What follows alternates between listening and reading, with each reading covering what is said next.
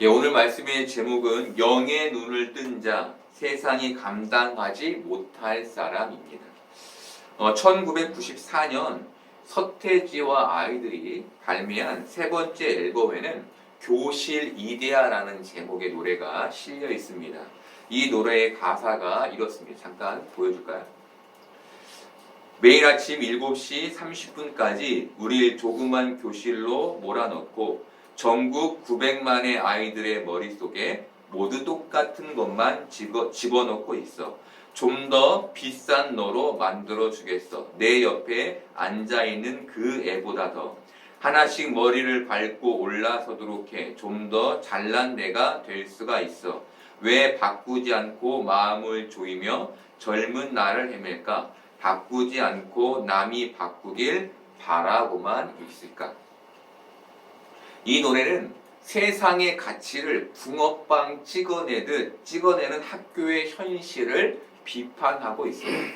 문제는 1994년에 변화를 외쳤던 그 세상이 정확히 30년이 흐른 지금 전혀 바뀌어 있지 않다는 겁니다. 여전히 세상은 공장처럼 똑같은 사람들을 찍어내고 있는 것이죠. 이 노래를 작사, 작곡한 서태지 씨는 현재 50이 넘었습니다. 이 노래를 만들었을 당시 20대였던 그가 지금도 노래의 가사와 같은 비판 의식을 가지고 있는지는 알 수 없습니다. 그도 세월을 따라 기성세대의 생각, 똑같은 천편일률적인 생각을 갖게 됐을 수도 있습니다.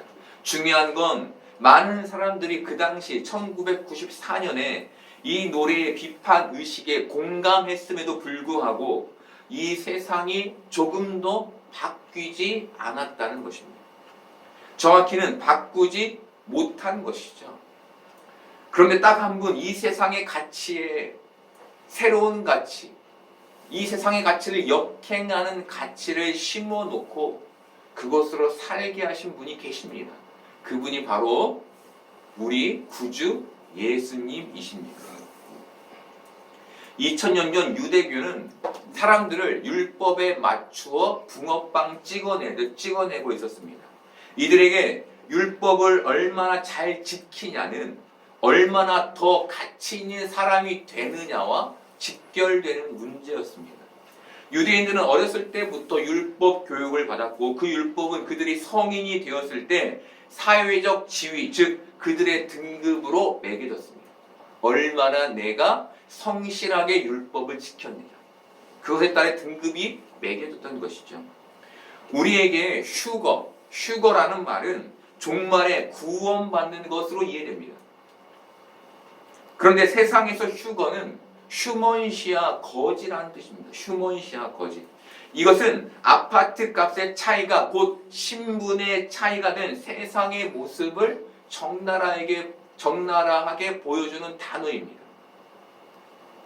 문제는 이런 등급을 어른들만 매기는 것이 아니라 어른들뿐 아니라 아이들까지 자신의 친구들에게 어디 사는지를 물어보고 그 등급을 매긴다는 것입니다. 예수님은 안식일에 맹인을 고쳐주셨습니다. 안식일에 흙에 침을 뱉어 그것을 이겨 맹인의 눈에 바르는 것은 안식일 법을 위반하는 행위였습니다. 율법의 전문가였던 바리새인들의 눈에 이 행위는 불법이었고 등급으로 치면 가장 하위 등급의 사람이었습니다. 그런데 예수님은 그런 불법을 저지름에도 불구하고 높은 명성을 얻고 있었습니다. 바리새인들은 불법으로 명성을 얻는 예수님이 싫었겠죠. 그들은 예수님을 소위 반칙으로 점수를 따는 것처럼 생각했을 것입니다. 정정당당하지 않다고 생각했을 것입니다. 그래서 예수님을 짓밟고 싶어서 눈을 뜨게 된 맹인에게 그가 어떻게 보게 되었는지를 물었던 겁니다. 눈을 뜨게 된 맹인에게 바리새인들은 너는 그를 어떠한 사람이냐 생각하느냐라고 물었습니다. 이때 맹인은 예수님을 선지자라고 생각합니다라고 대답했습니다.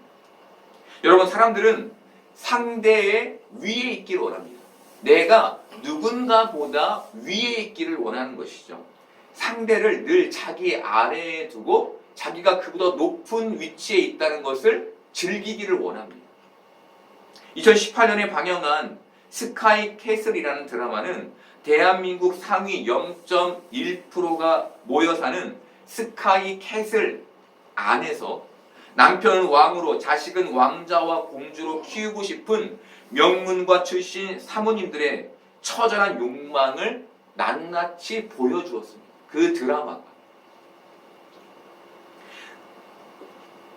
세상의 주도권을 빼앗기지 않으려는 처절한 몸부림과 그 세계 안에서 사람을 판단하고 등급을 매기는 그 사회의 숨겨진 모습은 드라마를 보는 사람들을 경악하게 했습니다.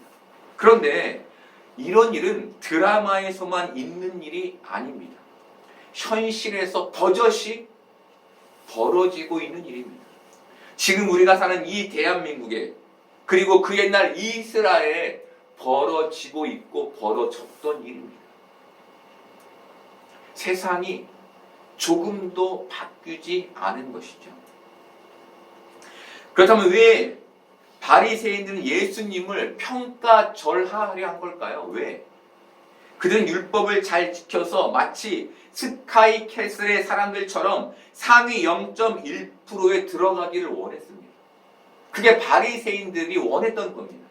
그들은 모든 가치를 율법을 지키는 것으로 매겼고 율법이란 똑같은 기준 아래에서 등급을 매겨지기를 원했습니다. 내가 율법 안에 있기 때문에 율법 안에서 싸우자는 것이죠. 그런데 예수님은 그 율법이라는 등급 밖에서 자신의 역할을 감당하셨던 겁니다. 명성을 얻었던 겁니다. 싸움이 되지 않는 것이죠.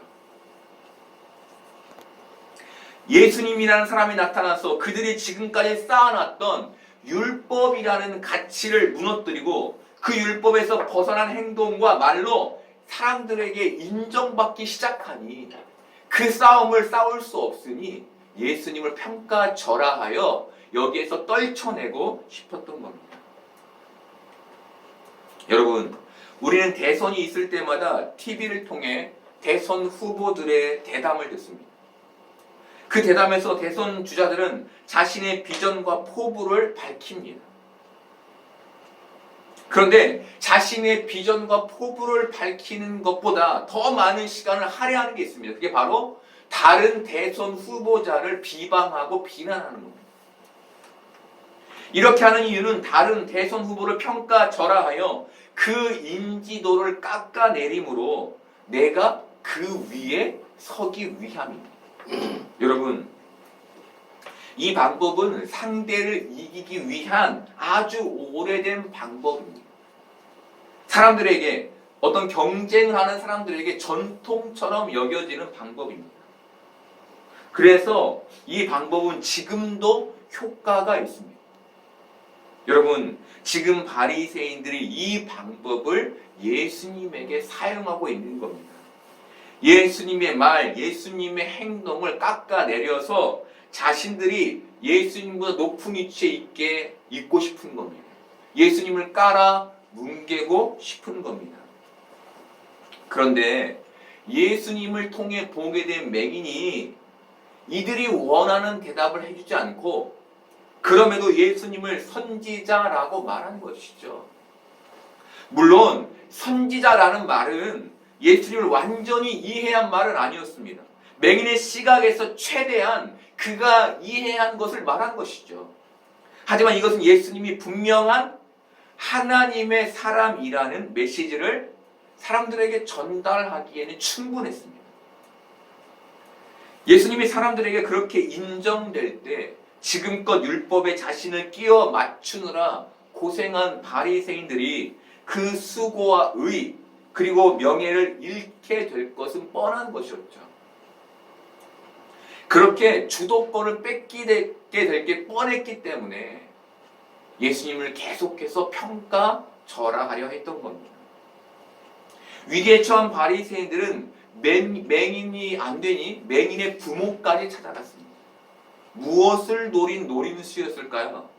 그의 부모의 입을 통해 예수라는 사람이 불법을 행했다, 또는 우리 아들은 원래 보는 아이였다라는 얘기를 듣기 위함이었습니다. 그런데 그 부모는 자신의 자식이 맹인으로 태어났고 또 어떻게 누구에 의해 보게 되었는지 나는 모른다 라고 대답했습니다. 또한 맹인의 부모는 눈을 뜬 그 자식에게 가서 물어보라며 그 문제 자체를 회피했습니다. 우리가 오늘 말씀을 봤어도 알지만 자기 자식에 대한 말이 아닙니다. 남을 얘기하듯이 얘기하죠. 철저하게 선을 긋는 것이죠. 성경은 맹인의 부모가 대답을 회피했던 이유를 22절에서 이렇게 얘기합니다. 예수를 그리스도로 시인하는 자는 출교하기로 결의했기 때문이라. 유대교에서의 출교는 곧 그 사회에서 매장되는 것과 같은 것이었습니다. 맹인의 부모는 예수님을 시인하는 것보다 사회적으로 매장되는 게 더 무서웠던 것이죠. 여러분, 기성세대인 우리는 이 부모의 처신이 이해가 됩니다. 자식은 차치하고라도 자신들만이라도 사회에서 살아남아야 가정을 지킬 거 아닙니까? 이 가정을 누가 지킵니까? 맹인만 자식이 아니었겠죠. 자식이 더 있었을 겁니다. 이 가정을 지켜나려면 내가 이 자식과 선을 그어야 했던 것이죠. 하지만 여러분, 진리는 가린다고 가려지지 않습니다. 왜입니까? 그 진리가 빛이기 때문입니다. 바리새인들은 예수님을 십자가에 못 박아 죽였습니다. 다 아는 사실이죠. 그럼 진리는 가려져야 했습니다. 하지만 십자가의 진리는 지금도 여전히 살아서 우리 안에 역사하고 있고 많은 사람들에게 역사하고 있습니다. 왜일까요? 그 진리가 빛이기 때문입니다.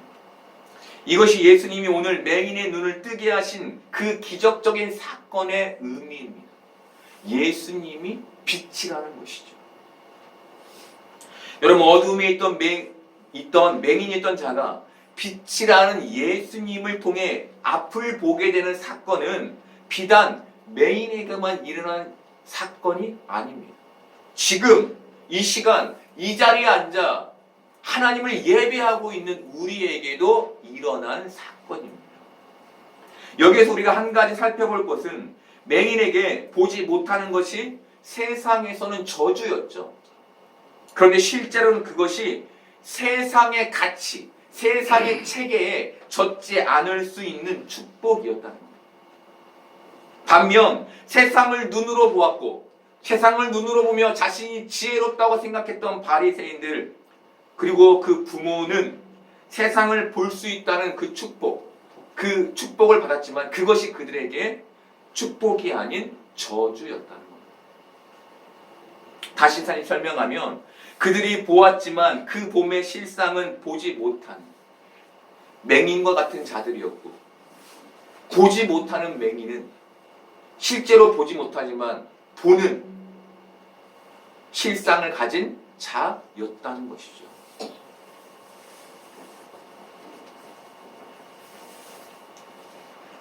여러분, 예수님 마가복음 10장 15절에서 내가 진실로 너희에게 이르노니 누구든지 하나님의 나라를 어린 아이와 같이 받들지 않는 자는 결단코 그곳에 들어가지 못하리라 라고 말씀하셨습니다. 여기에서 어린 아이는 맹인과 같은 위치에 놓입니다. 예수님은 세상의 판단을 가지고 하나님 나라를 찾는 자들은 하나님 나라를 받을 수 없지만 어린 아이처럼 순수하게, 맹인처럼 순수하게 하나님 나라를 찾는 이들은 하나님 나라를 받게 된다고 말씀해 주신 겁니다. 그렇다면 예수님께서 맹인이 눈을 뜨게 하신 것은 어떻게 이해할까요? 맹인도 눈을 떴잖아요. 눈을 감고 예수님을 믿었으면 모르는데 예수님께서 그의 눈을 뜨게 하셨잖아요. 바리새인들처럼, 그의 부모처럼. 그도 곧 세상의 가치에 젖게 될 한 사람이 되어버리는 걸까요? 아닙니다. 맹인이 보게 된 것은 그의 의지가 아니라 예수님의 의지였습니다. 우리는 내가 사람을 좀 볼 줄 알아 라는 말들을 자주 합니다. 내가 좀 사람을 봐. 이 말은 그 사람을 꿰뚫어 안다라는 겁니다. 내가 참 세상을 많이 살아보니 내가 딱 보면 내가 이 사람 꿰뚫어 볼 수 있어 라는 말이죠. 이런 시각으로 세상의 이치를 꿰뚫어 아는 걸 사람들은 지혜라고 부릅니다. 지혜. 그런데 성경은 지혜를 예수님을 그리스도로 믿게 되는 것이라고 말합니다. 여러분, 전혀 지혜의 방향이 다른 거예요. 우리는 사람을 꿰뚫어보고 세상을 통찰하는 걸 지혜라고 말하지만 성경은 예수 그리스도를 믿게 된 것을 지혜라고 말합니다. 그래서 성경은 이것을 우리의 힘으로 이룰 수 없는 것이라고 말해줍니다. 외부에서 누군가가 넣어 주었기 때문에 일어난 일이라고 말해줍니다. 바울은 인간의 이런 상태를 고린도전서 1장 18절에서 21절까지에서 이렇게 설명합니다. 십자가의 도가 멸망하는 자들에게는 미련한 것이요 구원을 받는 우리에게는 하나님의 능력이라. 기록된 바 내가 지혜 있는 자들의 지혜를 멸하고 총명한 자들의 총명을 폐하리라 하였으니 지혜 있는 자가 어디 있느냐, 선비가 어디 있느냐, 이 세대의 변론가가 어디 있느냐. 하나님께서 이 세상의 지혜를 미련하게 하신 것이 아니냐. 하나님의 지혜에 있어서는 이 세상이 자기 지혜로 하나님을 알지 못하므로 하나님께서 전도에 미련한 것으로 믿는 자들을 구원하시기를 기뻐하셨도다. 아멘. 하나님께서 전도에 미련한 것, 야 누가 그렇게 믿겠냐라고 말했던 그것으로 우리를 지금 믿음의 자리에 세워두셨다는 것이죠. 이게 하나님의 지혜가 우리의 속에 들어왔다는 의미인 겁니다. 또 고린도전서 2장 18절부터 20절까지를 보겠습니다. 아무도 자신을 속이지 말라. 너희 중에 누구든지 이 세상에서 지혜 있는 줄로 생각하거든 어리석은 자가 되라. 무슨 얘기입니까? 바리새인과 같이 되지 말고 맹인과 같이, 어린 아이와 같이 되라는 것이죠. 그리하여야 지혜로운 자가 되리라. 이 세상 지혜는 하나님께 어리석은 것이니 기록된 바 하나님은 지혜 있는 자들로 하여금 자기 꾀에 빠지게 하시는 이라 하였고 또 주께서 지혜 있는 자들의 생각을 헛것으로 아신다 하였느니라. 지금 이 자리에 앉아있는 우리 모두는 바로 이 외부적인 지혜의 주입으로 인해 예수님을 믿게 된 사람들인 겁니다. 우리에게 믿음을 넣어주신 분은 하나님이십니다. 우리를 보게 하신 분은 하나님이신 겁니다. 우리는 하나님으로 인해 영적인 눈을 뜨게 됐습니다. 반면 세상 사람들은 영적인 맹인입니다. 그런데 그들은 여전히 자신이 지혜롭다고 생각하며 보고 있다고 믿습니다. 자신이 세상을 잘 통찰하고 있다고 믿으며 자신은 훌륭한 사람이라고 생각합니다. 그리고 세상을 하나님의 말씀을 따라 사는 우리를 어리석다고 비난합니다. 하지만 진짜 지혜는 빛이신 예수님을 가진 우리에게 있는 것이죠. 여러분, 세상이 아무리 우리를 어리석다 하여도 우리는 지혜 있는 자임을 기억하시기를 바랍니다. 우리가 예수 그리스도처럼 살아가는 게, 그의 죽음을 짊어지는 게, 세상 사람들은 어리석어, 그렇게 사는 것은 못난 거야 라고 말할지라도 우리는 그것을 짊어지는 삶을 사는 빛의 자녀이며 지혜를 가진 자들임을 기억하는 여러분들 되기를 바랍니다. 여러분, 이것이 맹인이 눈을 떴다는 말의 의미인 겁니다. 그래서 맹인이 보게 됐지만 영적인 눈을 뜨지 못해 세상의 가치에 마음을 뺏긴 사람들과는 달리 빛이신 예수님을 바라보며 하늘의 가치로 살 수 있게 된 것이죠. 여러분 이해가 되십니까? 맹인이 눈을 떴는데 세상을 본 게 아니라 예수 그리스도를 봤다는 겁니다. 여러분, 눈뜬 맹인이 그 세상의 체계와 가치에 순종하지 않고 예수님을 선지자로 고백할 수 있었던 이유는 그의 눈뜸이 영적인 눈뜸이었기 때문인 겁니다. 예수 그리스도를 선지자로, 예수 그리스도를 하나님의 보낸 자로 알아보는 그 영적인 눈뜸. 지금 하나님께서 우리에게 그 축복을 해 주신 겁니다. 맹인은 앞을 볼 수 없었기 때문에 세상의 체계에 영향을 받지 않을 수 있었습니다. 이 보지 못함이 저주가 아니라 그에게 축복이었던 겁니다. 또 예수님으로 인해 눈을 뜨게 된 맹인은 예수님을 알아보는 축복까지 누리게 됩니다. 저주라고 얘기했던 그의 눈이 하나님의 시각에서는 축복이었던 것이죠. 여러분, 우리는 고난을 저주라고 생각합니다. 그런데 조금만 시각을 바꿔보면 그것이 맹인에게 축복이었던 것처럼 우리에게 축복일 수 있음을 발견하게 될 것입니다. 그리고 우리가 그 안에서 몸부림치며 예수 그리스도를 바라보는 축복까지도 얻게 되었다는 것을 우리는 보게 될 것입니다. 여러분, 그렇게 우리의 삶에서 하나님의 축복을 이해하시는 여러분 되기를 소망합니다. 그런데 문제가 있습니다. 그것은 예수님을 바라보며 평생을 산다는 게 만만한 삶이 아니라는 겁니다. 왜일까요? 우리가 계속해서 현실의 영향을 받기 때문입니다. 성경은 눈을 뜬 맹인이 그 후로 어떻게 살았는지 기록하지 않습니다. 우리가 추측해 볼 수 있는 건 그에게 이스라엘이 가진 율법의 가치체계를 따를 것이냐, 아니면 예수님이라는 존재를 따를 것이냐에 갈등이 계속됐을 거라는 겁니다. 이 둘 중 한 가지만 선택하라는 요구를 끊임없이 받았을 거라는 겁니다. 그의 부모와 주위의 사람들로부터 진짜 네가 가져야 할 의는 율법을 지키는 의야 라는 얘기를 수도 없이 들었을 거라는 겁니다. 무엇보다 그 사회는 그로 하여금 율법을 따르게 하기 위해 그에게 끊임없이 불이익을 줬을 겁니다. 견디기 힘든 차별, 그 불이익. 그는 예수를 믿기 위해 이런 세상에 계속해서 저항해야 했을 것이고 사람들로부터 배척받아야 했을 겁니다. 여러분, 이 싸움이 영의 눈을 뜬 사람들이 갖는 전쟁인 겁니다. 이 싸움. 많은 사람들이 신앙의 달콤함을 기대합니다. 내가 신앙을 열심히 하면 나의 삶에 달콤한 신앙의 것들이 열매들이 떨어질 것이라고 기대합니다. 하지만 여러분, 신앙은 달콤하지 않습니다. 치열합니다. 우리는 지금 그 치열한 싸움을 싸우고 있는 겁니다.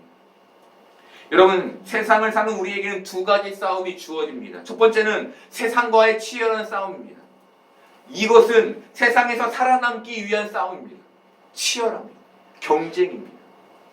두 번째는 영적인 싸움입니다. 이것은 하나님 나라의 백성된 자들이면 누구나 가져야 할 싸움입니다. 여러분, 우리는 왜 이 두 싸움을 다 싸워내야 하는 걸까요? 저기 세상 사람들은 한 가지만 싸우면 되는데, 세상에서 살아남기 위해서만 싸우면 되는데 왜 우리는 이 두 가지 싸움을 다 싸워야 하는 걸까요? 우리는 예수님으로 인해 영의 눈을 뜬 자들이며 예수 그리스도로 인해 하늘나라를 상속받은 자들이기 때문입니다.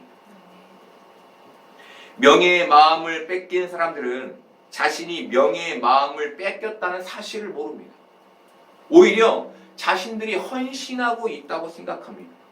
우리가 나 자신이 명예의 마음이 뺏겼는지 아닌지를 점검할 수 있는 방법에 대해서 어떤 목사님이 이렇게 설명하셨습니다. 진짜 신앙은 사람을 사랑하는 반면 가짜 신앙은 직분을 사랑합니다. 진짜 신앙의 리더는 사랑을 흘려보내는 반면 가짜 신앙의 리더는 사랑을 받으려고만 합니다. 여러분, 예수님으로 인해 영적인 눈을 뜨게 된 사람은 세상의 것을 탐하지 않습니다. 적어도 그것에서 자유합니다. 왜일까요? 영적인 세계와 그 세계의 가치를 알기 때문입니다. 그 영적인 세계의 가치가 세상의 가치보다 우선하기 때문입니다. 근데 여러분, 많은 사람들이 교회 안에서 어떤 행동을 보입니까? 그 영적인 가치가 아닌 이 교회 안에서 세상의 가치, 명예, 이익, 이런 것들 탐하는 것들을 보게 되죠. 여러분, 예수님이 자신의 평판과 의를 높이고 싶었다면 그렇게 세상 가치에 연연했다면 굳이 안식일에 맹인을 고치실 필요가 없으셨을 겁니다. 예수님은 오직 영적인 가치인 하나님 사랑과 이웃 사랑에만 가치를 두셨기 때문에 그 안식일에 사람을 고치신 겁니다. 그래서 세상의 틀, 세상의 가치, 율법의 체계 여기에 연연하지 않고 그의 삶을 사실 수 있었던 겁니다. 영적인 가치에 우리의 마음을 두면 우리는 이 세상의 가치, 이 세속의 가치에서 자유할 수 있게 되는 겁니다. 누구처럼? 예수님처럼. 여러분, 예수님은 그 축복을 우리에게 주시기 위해 우리의 눈을 뜨게 하신 겁니다. 세상의 가치에 매여 사는 게 굉장히 험하고 어렵고 불편하기 때문에 그것에서 벗어나 자유해 영적인 가치를 가지고 예수님과 함께 이 땅을 살아가라고 우리의 맹인된 눈을 뜨게 하심으로 주님을 보게 하신 겁니다. 여러분은 어떤 삶을 살고 계십니까? 여러분은 영적인 눈을 뜨셨습니까?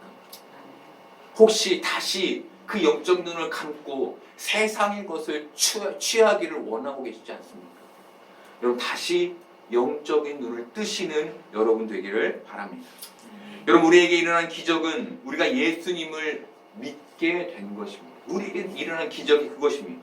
우리는 영적인 눈을 뜨게 되므로 하늘의 가치와 세상의 가치를 구별할 수 있게 되었고 세상의 가치에서 자유로울 수 있게 되었습니다. 베드로후서 2장 20절부터 22절까지 해서 베드로는 하늘의 가치를 가진 사람들에게 이런 말을 해줍니다.